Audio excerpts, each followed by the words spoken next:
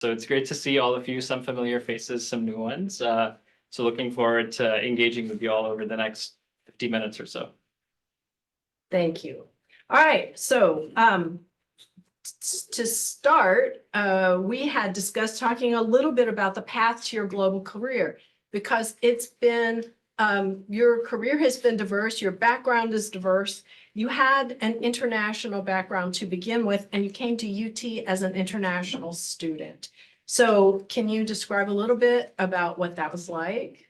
Yeah, absolutely. Look, I think it's been a real privilege to be able to say that I had the pleasure of growing up in 5 different countries. Fun fact, everybody in my family is born in a different country. And so, often when you're looking for visas, or the first time I came to the US consulate, looked at our passports and actually wanted to check, is this really true? Because it is that rare. But I was born in Malaysia. My roots are from South Asia. My mother is Indian and my father is Pakistani. And so if you're ever familiar with the South Asian kind of situation, it is a privilege to have gone to both India and Pakistan many times growing up. Born in Malaysia, spent about 8 years initially in Singapore, followed by a year in Korea. A very different sort of transition, right? From Singapore to Korea, new culture and everything of the sort. And that followed by a transition to the Middle East, where I lived in Saudi for close to 6 years. A very formative time for me. And again, it's an enriching experience to me, having lived in different parts of the world, even prior to coming to the US and then moving from the US back to Singapore briefly. I always say that that opportunity is something that is really personally and professionally fulfilling. I give a huge amount of credit to my parents and the family that I've had around me to have really, we've lived a lifestyle which has been very rooted in culture and faith, but also integrated the best of each of the cultures that we've lived in. And I'll give you an example, right? In society in Singapore is very well disciplined and everything of the sort. So some of those routines you integrate into your lifestyle. The respect that you see in the Korean culture is something that is just fascinating. How they greet people, even with the language barrier, how they try and communicate and make you comfortable. That's something that is, there's so much to learn there. And then even from the Middle East, right? How to effectively integrate your, that traditional way of life and things around culture and faith, et cetera, into, being a successful economy and a powerhouse around the world as well. So it was a real privilege. In fact, I finished my last 2 years of high school in the US, and then I moved back to Singapore for a couple of years. And so I took 2 gap years after high school. And, funnily enough, I was actually a firefighter in Singapore for a couple of years. Something that is a very unique sort of opportunity, but a very enriching one, because it taught me a lot about high pressure environments. And as a result, it taught me a lot about myself. And it's something that, I always say that each and every experience shapes you for who you are. And, to have had those type of experiences even prior to coming to UT was fascinating. I will say I probably found the move to the US both times, perhaps the most challenging from a cultural transition standpoint, especially being an international student. I think, adjusting to the cultural. I'm still getting used to Longhorn football, by the way, but I have been to a few matches, a few games, and it's been fantastic. I would also say that, coming to a wonderful institution like this as an international student, there are a wealth of opportunities and resources, and part of me wishes I took more advantage of them. But part of me also is extremely grateful for the opportunities. When I first started here, the whole notion around what starts here changes the world, I thought, I'm curious to see what this looks like in reality. And having been an alum and frankly, being offered the opportunity to come back here and share some of those experiences, it is a real privilege to hopefully articulate that, because this institution was so formative for me. And so I started as an engineering student, did mechanical engineering and everything as well. But, my journey to engineering was a very interesting one, because when people ask, why did you do engineering? And I get asked this all the time. The answer is my dad wanted me to. And, when I reflect back on it, I think it's probably one of the best decisions that we ever made as a family and myself, because it taught me so much about understanding complex problems, being able to think analytically, and then thankfully apply that not only in engineering experiences, but across some of my other experiences in the consulting world, and then currently in the food and beverage space as well. So yeah, I mean, it's been, I'm sure we'll talk about it a little bit more, but the journey to UT in itself was a very formative one for me. So, when I look around the room, it's really exciting to see, different backgrounds and different experiences from my brief interaction with some of you. And, I'm excited to see how that all comes to fruition at this amazing institution and beyond. Thank you. In addition, you've lived in a lot of countries, and in some of those countries, there was conflict. And we're seeing so much of that in the world today, given the loss of life and the humanitarian issues. Do you have anything to share with our audience about how to navigate that in your personal life and how people should respond? It's a very tough one. And when I am asked this question, it really does make you reflect about everything that's going on in the world, be it conflicts, natural disasters, etc. I think especially in today's world, more often than not, it's very important to be able to look at each other as people. I mean, we are all people. Experiences have shaped us, and I think as a collective, it's probably I personally do condemn any sort of loss of innocent life, regardless of background, borders, conflict, ideologies, etc. But hopefully a forum like this and an amazing institution like this can help be a source to continue to promote that ideology that at the end of the day, we are all people.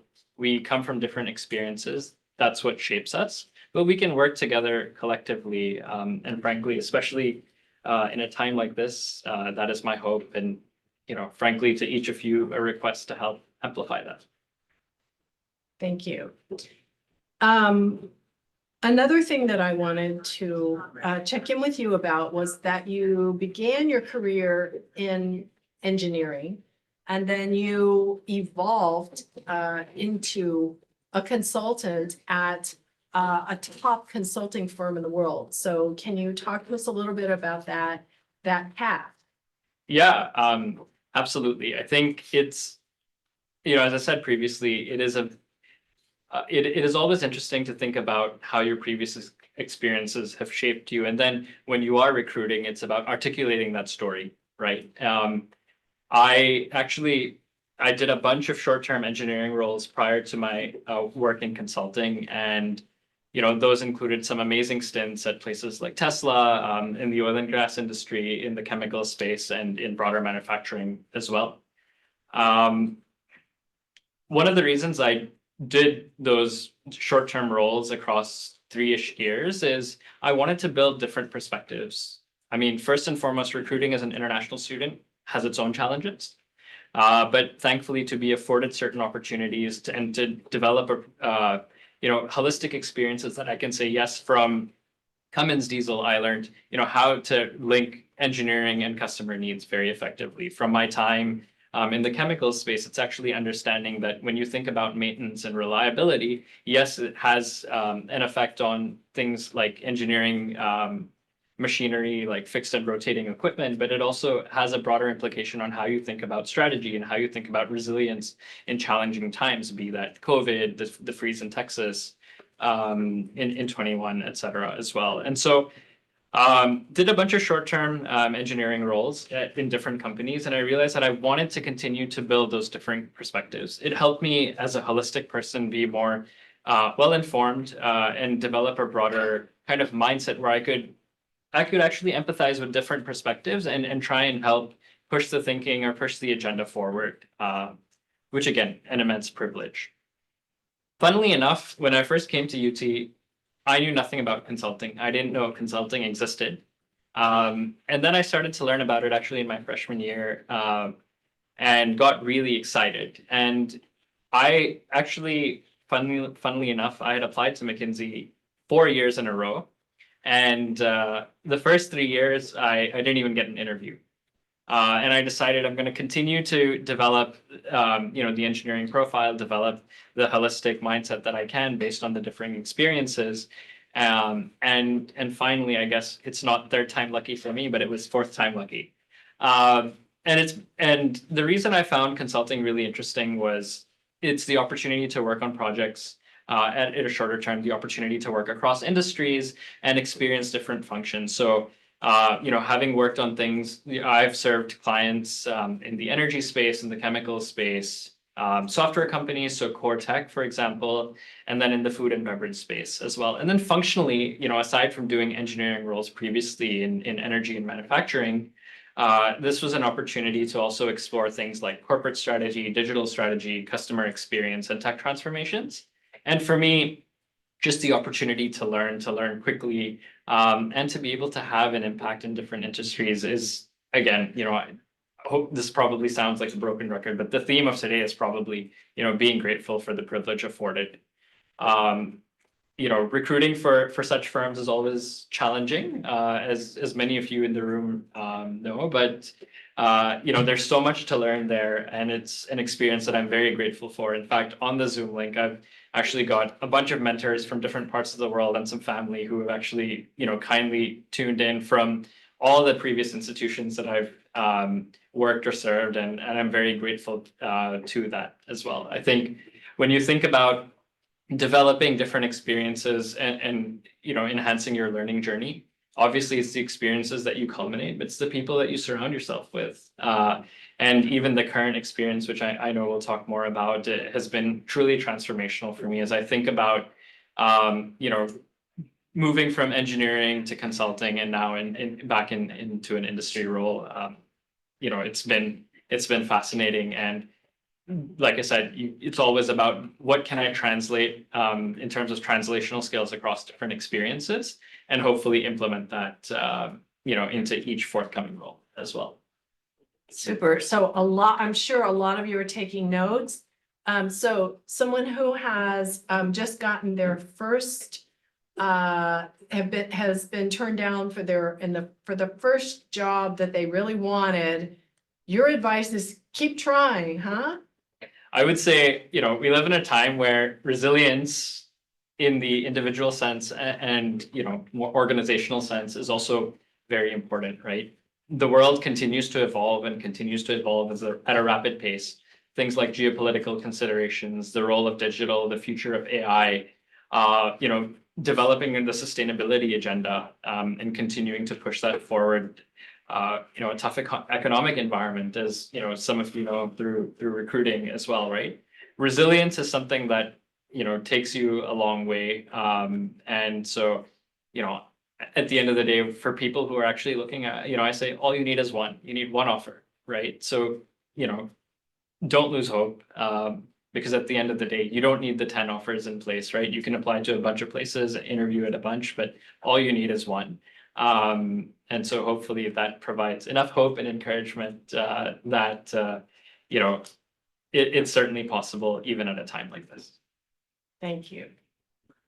Okay, so you, in your current role, you're responsible for growing KFC's digital transaction percentage in diverse geographies. So I'm going to ask you to explain what that means, because it's not perhaps entirely obvious to everyone. And I also would like to know what challenges you're seeing, and what knowledge and skills does that require to be successful in the things that you're currently doing. I love that question. So let me break it down as best I can, right? When you think of KFC, there are a couple of the different things to remember. First and foremost, 30,000 restaurants approximately around the world. It's a huge number. 145 to 150 countries. If you think about the number of countries there are in the world in its entirety, that makes up a very big chunk, right? And then, even when it comes to, things like understanding the franchisee business model and the franchising business model, how does that impact your ways of working, business norms, et cetera, as well? These are all just a couple of high-level points to help set the scene, right? When it comes to digital strategy, it's what are the different order channels? And I always say from a digital perspective, it's always important to think about where you want to add value, and then think about what are the tools or order mechanisms or channels that you can utilize to help do that. So if you think about digital transactions and growing that mix, there are things like web, app, and a place where I'm spending a lot of time is actually in restaurant kiosks. And when you think about trying to grow that percentage around the world and increase adoption, the notion of implementing kiosks is something that has been around for a while, and the business case associated with it is something that is fairly strong. I think the most interesting challenge associated with it is actually the regional and cultural implications of decision making. And you'll hear me say that a lot because I think especially when you operate in 144 different countries and you're partnering with franchisees in that space, that is something that is critical to understand, to empathize with, and then to adapt around as well. There are different ways. Certain regions find it potentially challenging because of the capital intensity. Certain people think about, how do we actually develop the consumer behavior to actually go into a restaurant and not expect a welcome to KFC, what can we get for you, but actually have that muscle memory to walk up to a screen, be able to order, and go through that transaction process as well. So building that behavior, when you think about broader change management and even I think we were talking about it today, it's the cultural aspects associated with that and the different tendencies. That is absolutely critical. And how do you actually change that behavior? Utilizing things like a lobby host who is actually willing to come and help you in the first instance that you're coming to a kiosk for the first time. And again, right, I want to just reemphasize, this is 144 different countries, right? Close to 150, in fact. And so, here in the US or, in other digitally mature markets, maybe that's normal and it's easy. But at the same time, if you look at different demographic environments, and I think of places like South Africa, like India, some of our greater Asian markets as well, it is really interesting where, the use of technology in everyday society exists at different levels. For example, I bet everybody here in this room has some sort of restaurant app on their phone, right? That's not necessarily the most common, even when you think about, are people actually still paying with hard cash, or are we actually going for non-cash transactions as well? So at the end of the day, implementing something like this sounds simple at the start, but when you really start to break it down, there are several layers associated with it. And then it's about how do you overcome that, right? And I think, when it comes to navigating and empathizing around your regional and cultural implications of decision making, it's really important to be able to build those relationships, build the relationships with your regional partners, with your franchisees, to understand, this is how, what are the specific issues that you're facing, and how can we help, whether that's shared learnings from across different markets, broader best practice sharing, just general assistance and consultation as well. But also, of course, it's really around strengthening that relationship and continuing to emphasize in different ways that this is going to help you, this is going to improve the team member experience, this is going to improve the customer experience. And at the end of the day, even when it comes to things like brand modernity, which is so important for companies that are B2C, those multi-pronged benefits should be realized, and can be realized in many different ways depending where you are around the world. So digital percentage adoption relies on building relationships. Ultimately, I think life does. You heard it first here. I think, look, who you surround yourself with is very, very important. I think, the ability to make friends and interact with people from different perspectives, it only helps broaden your own horizons, right? It either will help validate a hypothesis that I'm thinking about, going after XYZ job or considering XYZ career, here's why, and that can be validated, or that hypothesis can be disproved, right? And, somebody may say, why don't you think about, work in nonprofits or work in investment banking or work in advertising, right? Maybe those are different mediums to be able to achieve the end goal. And for me, I'm really passionate around international experience. And, you're certainly right, you're great that I never thought that as a mechanical engineer, I would work for KFC. It's a fact. I mean, till this day, sometimes I reflect on like, wow, how did I end up here? But it's really about the relationships associated with that journey. And it's probably the thing I hold most dearly, whether that's friends from university, professional mentors who have honestly ended up becoming like older siblings to me. And then, of course, just a varied perspective that you personally go and try and see as well. Super, thank you. Okay, so getting more into the hard aspects, the hard facts of your current work. You must need to understand consumer trends in the food and business and beverage industry in particular, but also on a global scale, right? And also digital trends, which are changing so rapidly. So what does that involve? Don't tell me it's all about your relationships. Let's see. I had started to mention this, but when you work in a customer facing environment like B2C, the brand perception is something that is really important, right? Understanding and being able to actually quantify that and actually articulate a business value associated with that is something that is really important. If I look at competition around the world, there are certain brands that portray themselves and target younger audiences, different day parts, and by day parts I mean like breakfast, midday, lunch, dinner, late night, etc. Right? Taco Bell late night runs, for example, right? And so in the food and beverage industry, I think it's really important, especially if you're a B2C business, it's important to really focus on that piece and be very in tune with the customers that you're trying to target. I think we live in a world where data can be extremely powerful when used the right way.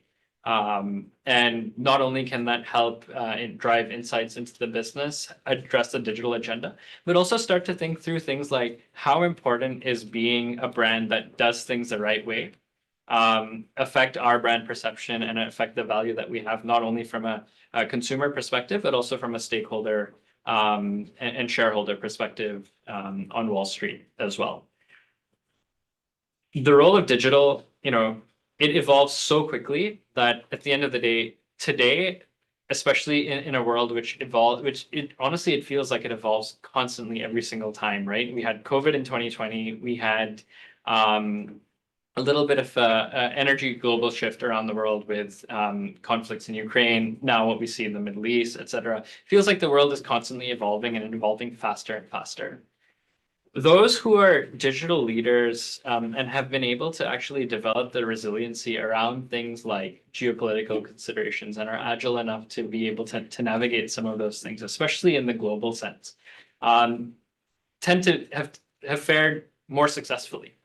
And that is why, just this advent of digital and thinking strategically on first the value case and then thinking about the tools and the products that help enable that is so important. I would also say, look, I mean, how many of you have actually used things like ChatGPT, Gemini, Copilot, just show of hands? It's cool, right? I mean, for me, how do you integrate that into everyday? It's not whether or not we should use this on an exam or whatnot, but it's how does it help make our life easier, right? And so you can think of that from an individualistic standpoint, you can think of that from an organizational standpoint. And at the end of the day, all these sorts of trends and evolutions, success is when you're able to actually articulate the productivity impact in a positive manner that each of these things have. So things continue to change more and more rapidly. It's funny because I won't say relationships, but when you think of what is top of mind for executives in general, be that in the digital space, in the food and beverage space, or even more broadly, it's two things. One is talent, and the other is actually geopolitical considerations. And how do you actually think about ensuring that you've got the right talent in place, A, to make use of the digital trends, B, to ensure that there is enough resiliency to a constantly evolving balance between globalization, polarization, nationalization in different regions as well. And that has implications not just in terms of what customers think, but it has implications on your supply chain. Frankly, it has implications on, how shareholders view you, because at the end of the day, these things are not necessarily in your control, but the type of people you put and the type of people you bring along on the journey does have an impact. So while it's not relationships, So it's certainly I'm talent. sorry, that's relationships again. Okay. All good, all good. Those are words to live by. Thank you. So you've mentioned changes in the global economy. What are some trends and changes that you are seeing, and how do they affect work and business and life and so on? I think especially when for anybody thinking about getting into the workforce or pivoting careers or even doing their own startup, right? It's important to remember who are you targeting, right? Think about it this way. I was actually flying on a plane to Riyadh, the capital of Saudi, in I think November, and I sat next to a gentleman who told me this fact, so I'm going to give him credit. But 6 out of 7 people don't live in the Western world. Just take a moment to think about that, right? It's a huge number. But with the evolutionized or continuous evolution of ways of working, and you continue to see that you can interact globally, you can work globally, you can make friends globally, right? And to take advantage of that, right? Despite everything that goes on around geopolitical considerations, these are opportunities that, frankly, 5 years earlier, they weren't as accessible. I would also say, as part of that, being adaptable to those ways of working is always helpful. But you look at things like, whenever you develop something like an energy outlook, or, in my case, I actually helped develop some of these forecasts for a couple different folks. You think about things like GDP growth. You think about where the population is growing rapidly, who is the target market that you want to attract. So for somebody sitting here who wants to create a startup to help improve app development through the use of AI, there's no reason why their target market can't be folks in Southeast Asia, India, Australia, Japan and Korea, China as well, because we live in such a digital world. It's an amazing advantage, right? That at the end of the day, previously, though, perhaps being in the US, you wouldn't have access to 1/7 of the world's audience or suppliers or, just relationships. But it's something that, is really interesting to think about as well. And then, as you think about broader trends, it's really around where is the GDP growth taking place, right? What do different energy outlooks look like? Where is consumer spending increasing, right? That has an effect at a startup level, at a national economic level. It also has an impact in multinational organizations. So actually being able to understand that is really interesting. And at the end of the day, for those of you who have studied economics, just having a basic understanding of that can really help when you think about strategic prioritization, be it for a company or for a startup or what have you as well. And I think it also helps educate you on where do you want to learn more. I mean, the blessing of being from or a part of an institution like this is, if there's something that you want to explore, chances are somebody is doing it or has done it in the past, or will support you in exploring something net new. So the ability to take advantage of that, right? Learning is more accessible than ever, right? And those who continuously adapt, tend to be more successful. You see that in companies, you see that in government, and then when you start to think about microscopic levels, you start to see that in individuals as well. So I think at the end of the day, anybody affiliated with an institution like this is affiliated because of a sense of curiosity that they've developed, right? Be it post-graduation, those who are studying right now, or those who are even seeking admission. And I think that is a great strength to be able to leverage, not just in an individual level, but as you start to think about, careers and progression in the corporate world or in various institutions as well. Thank you. Those were the questions that I had prepared, but we have a lot of really good ones from the audience. And so I want to go ahead and start asking you some of those because some very thoughtful questions came in. And thank you to all of you who sent in a question, even if we don't get to it tonight. There were some really good ones. Are you ready? Let's do it. Okay, so how do you ensure that strategic decisions at KFC are aligned with global trends while still catering to local preferences and market dynamics? We talked a lot about standardization versus localization. In my classes today, here's an opportunity to say a little bit more about that. Yeah, absolutely. When you think about trends and effectiveness, right? Those of you who are business majors have obviously studied things like economies of scale. Those of you who are, CS majors or have been CS majors often think about, unifying tech stacks, for example, right?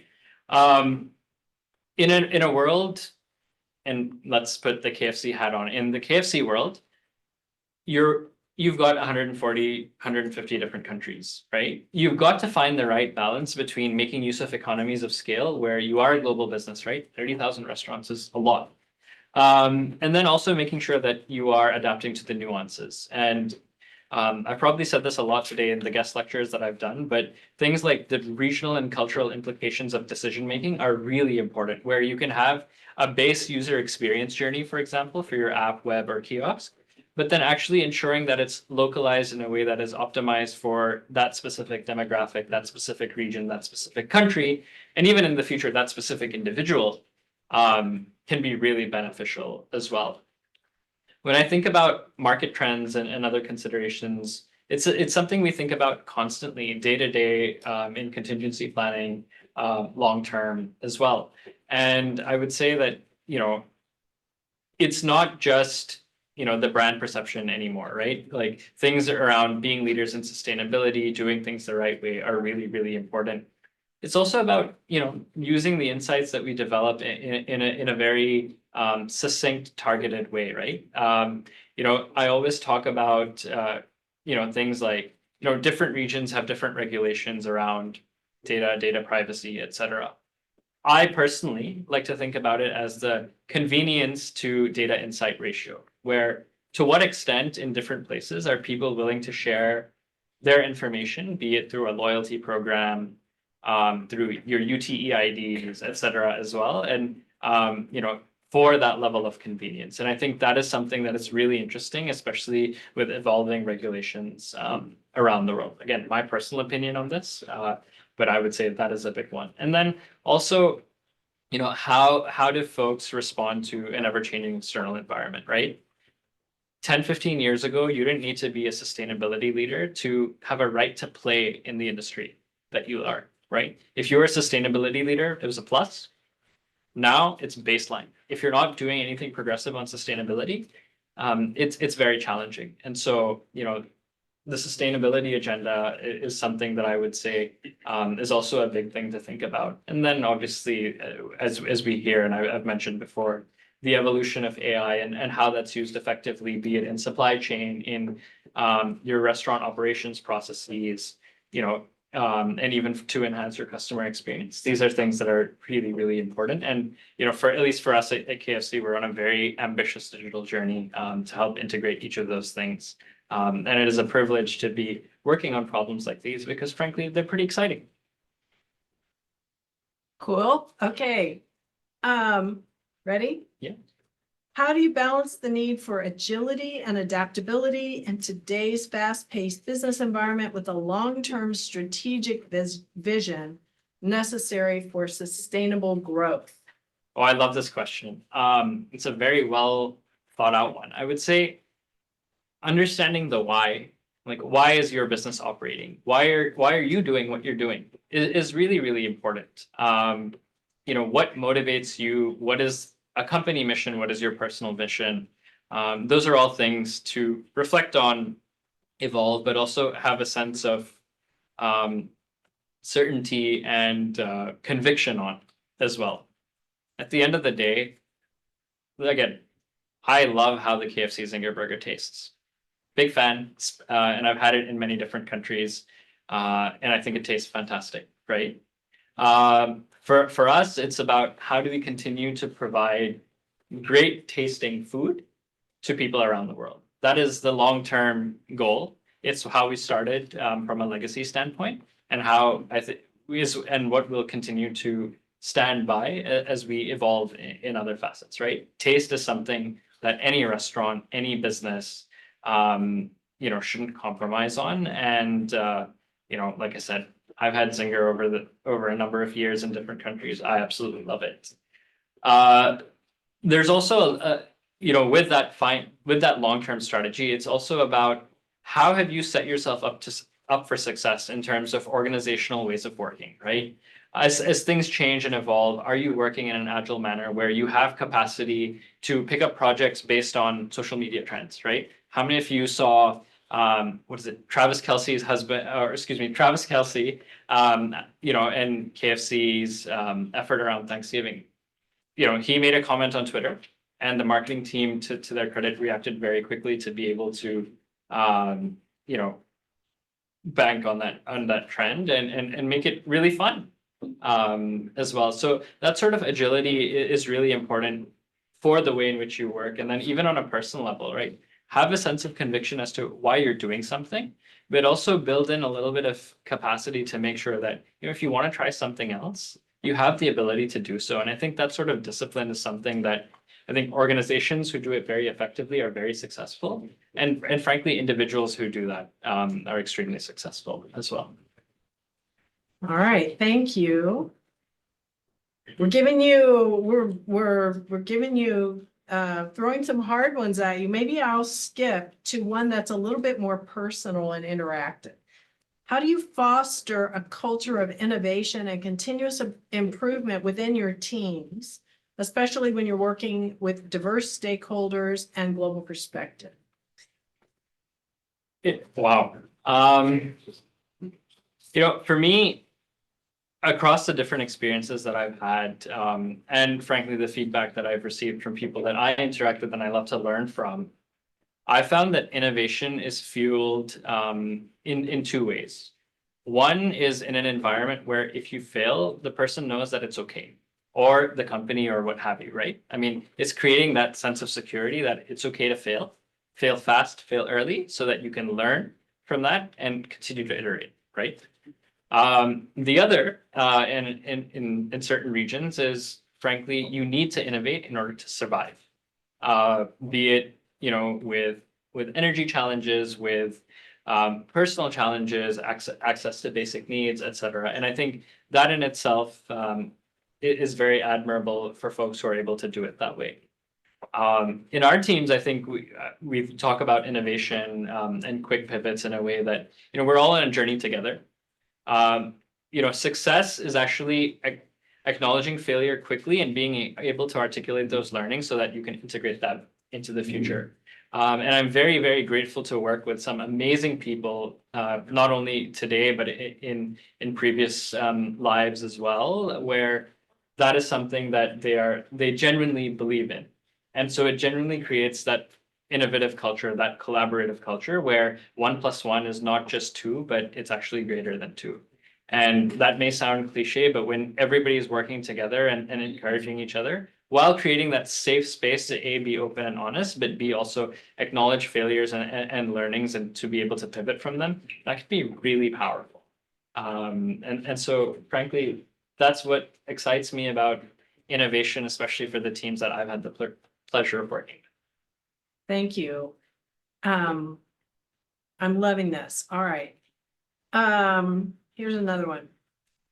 How did your experience at UT shape your foundational understanding of business and strategy, and how has it contributed to your success in your current role? UT is a great place, right? I mean, look around this room and the overflow room as well. That's mind-boggling. We're so many different majors, so many different schools, so many different backgrounds and experiences that shape our different perspectives. This is a melting pot.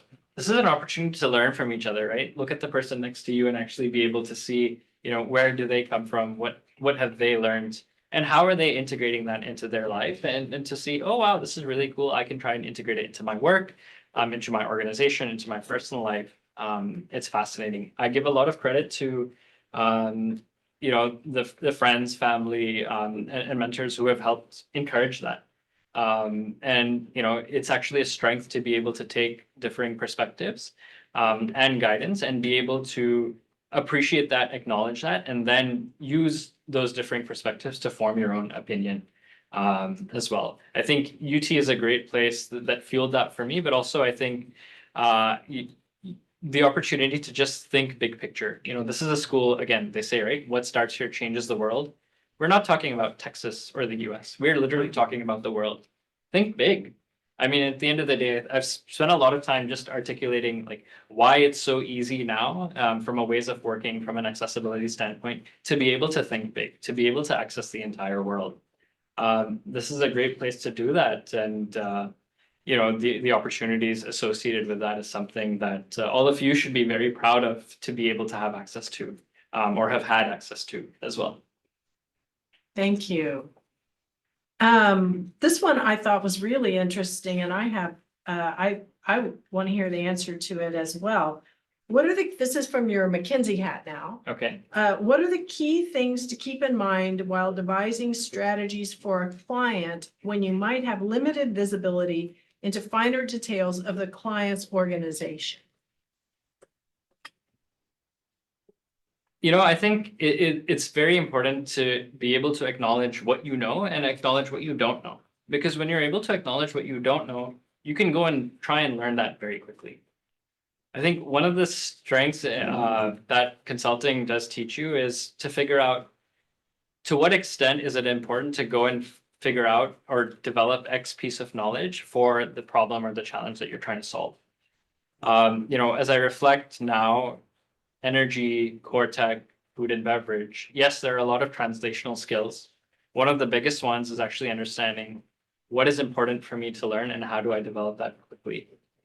Once you have an understanding and a very clear picture around what is it that you need to go and learn, then you can be very targeted. And I mean, prior to this year, I would have said, talk to people and everything. But now, things like ChatGPT can be very helpful to help provide your higher level insights and then continue to pressure test them. At the end of the day, it's always important to be, especially in consulting, you think about being hypothesis driven. So when you go with a hypothesis, you're either going to be validated or that's going to be disproved, right? It's not something that you need, that is a weakness if your hypothesis is disproved. You've learned something, right? So go ahead and pivot and continue to refine that hypothesis in order to be more effective as well. I think just integrating that into life has been very enriching and something that I would say, try to think about, because at the end of the day, when it comes to learning quickly and learning what's important, these type of methodologies can be very helpful. Thank you. Okay, here's another one. How do you foster collaboration among diverse teams, and can you share an example? Yeah, diverse teams. Let's see. So I've lived in 5 different countries. One of my roles was actually working at an oil refinery in Gulf Coast, Texas. And I was the only person in my team who had lived internationally. Most people there were born and brought up in one city, born and brought up in that one region, and were very proud of it, and rightfully so, right? Those are the experiences that have shaped them. For me, I think the biggest unifier, given such a, somebody who has grown up multiculturally and somebody, who was born in Gulf Coast, Texas, is how do you find the commonalities that you can build bonds on? I'm a huge foodie. I love food. I mean, that's why I love Austin. And I love coming back here because the food scene is pretty fantastic. It's also why I live in Houston. So I know people aren't necessarily fans of Houston, but I like the food scene. So there's a plug. I remember, going into that refinery one day, and I actually had an Arabic date in my hand, just because I enjoy eating them and gives me energy, etc. as well. And I was actually asked, what is this? And to me, it was part of my regular diet. For somebody who has never seen the fruit date before, it can be very disconcerting, right? Like, what is this? Similarly, I had no idea what crawfish bisque was. It's something, frankly, it's very good if you try it. But for me, in order to build those relationships, I thought, all right, not that well versed in football, not that well versed in hunting, but let me try food.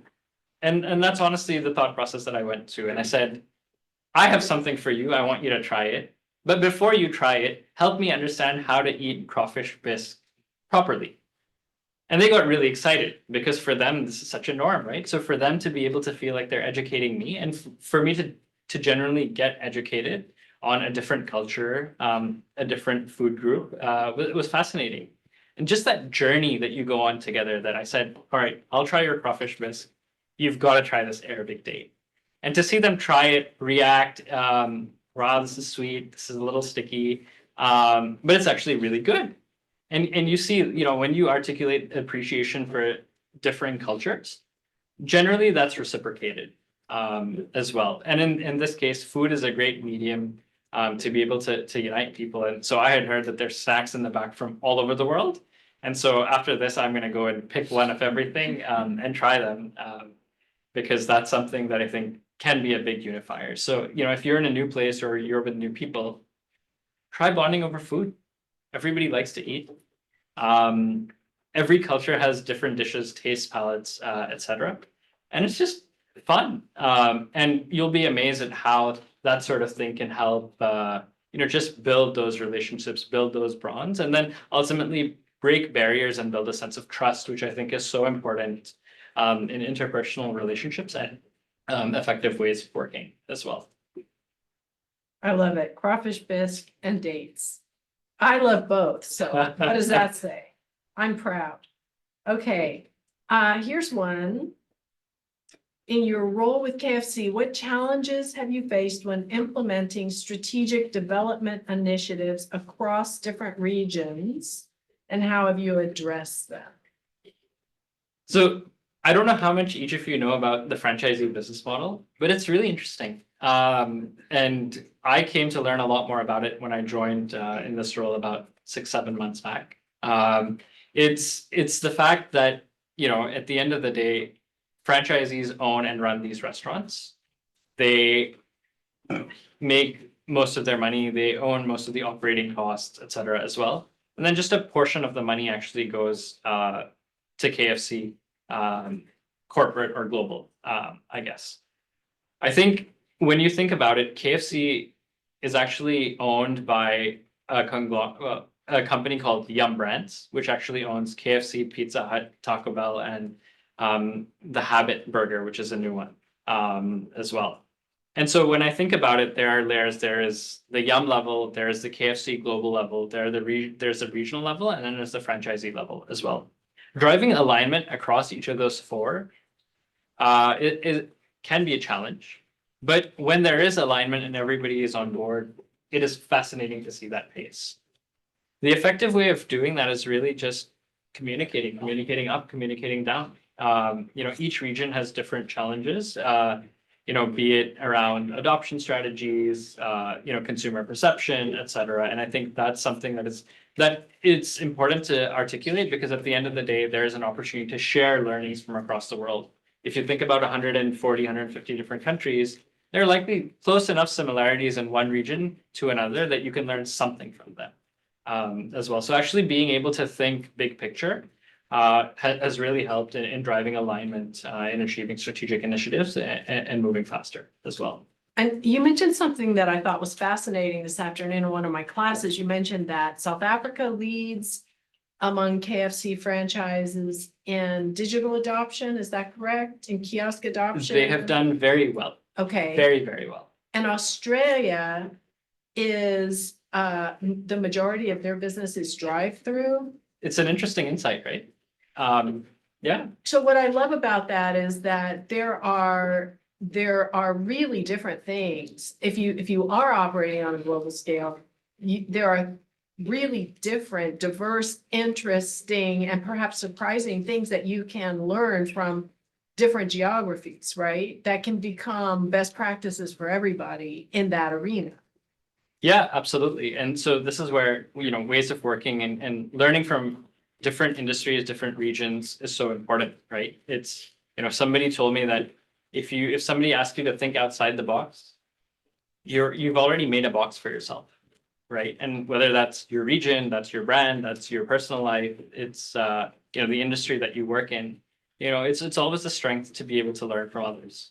And I guess at a macro level, this is exactly that. Okay. So we're about out of time, but we started late, so I'm going to ask one more question because I think this is a question that many of you probably have. And that is, what skills do students who would like to work in global positions need?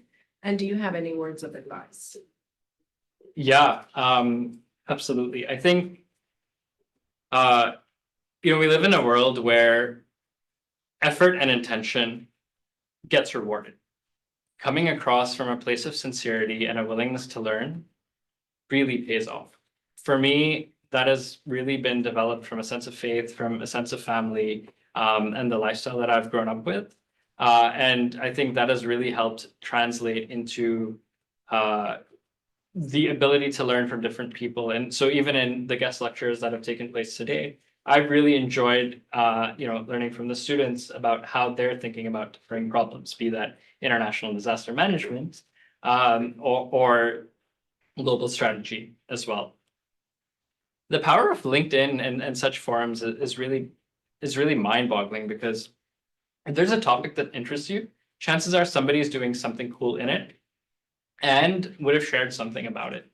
So I always say that, if you're interested in learning, actually being collaborative and seeking those type of opportunities can be really, really helpful.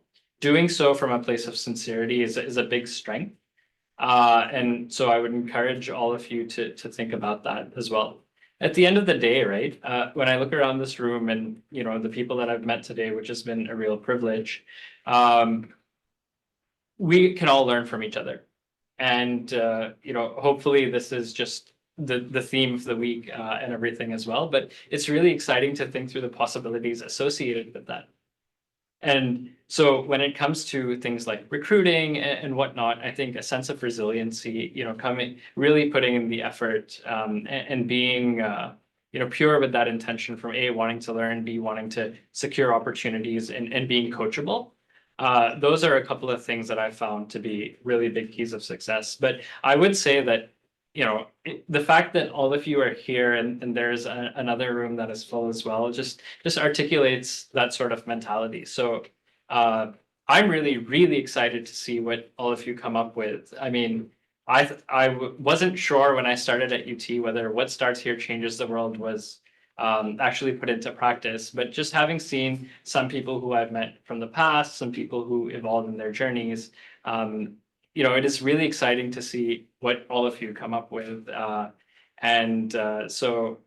I'm hopeful that I get to very soon be able to sit back and attend one of these lectures and one of these keynotes from one of you. So, thank you. And you've got this. I mean, at the end of the day, the fact that you're here, the fact that you're thinking about these things and have asked these type of questions shows a real sense of curiosity. So you all should be really proud of the backgrounds that you developed, the perspectives that you continue to build, and the journey that you're on, because it's an exciting one. Thank you. So